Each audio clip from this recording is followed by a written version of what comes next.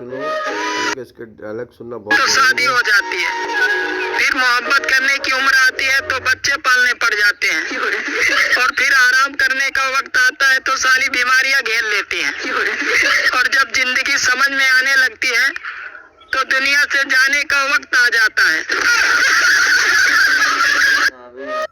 देखिए, इसने जो डायलॉग कहा है वो डायलॉग आज हकीकत है, और वो डायलॉग आज हर एक इंसान के साथ जुड़ा हुआ है, चाहे वो हिंदू हो, मुस्लिम हो, सिख हो, ईसाई हो, चाहे पादरी हो, और किसी भी कंट्री में रहता हो। तो ये जो चक्रव्यूह बनाया गया है, बड़े चालाकी से बनाया गया है हमें बेवकूफ़ बनाने के लिए, आने वाली नस्ल को इनका ग़ुलाम बनाने के लिए। इनका मतलब अमीर लोगों का। अमीर लोगों ने बड़े चालाकी से ऐसा एजुकेशन सिस्टम डाल दिया है जिसमें बंदा जो है वो अपने आप में फंसा रहे।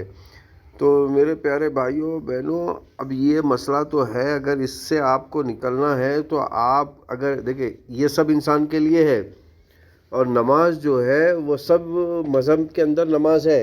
ईसाइयों में भी नमाज है, हिंदुइज़म में भी नमाज है, क्रिश्चियनिटी में भी नमाज है, मुस्लिम में भी नमाज है। तो अगर आप नमाज पाबंदी से पढ़ोगे तभी आप इस चक्रव्यूह से निकलोगे, और अगर आप कुरान पढ़ोगे तभी आप इस चक्रव्यूह को समझ पाओगे, वरना फिर आप बस वही होगा कि मरते टाइम देखिए जाने का वक्त आ जाता है कि समझ में आने लगती है तो दुनिया से जाने का वक्त आ जाता है। यानी कि दुनिया आपको जब समझ में आने लगती है तो उस वक्त जाने का वक्त आ जाता है, यानी कि आपके पास टाइम ही नहीं रहता। जब आप इस दुनिया को समझो तो समझने से पहले ही मतलब आपको समझने में आपकी उम्र ख़त्म हो जाती है, फिर आप यहाँ से चल बसते हो।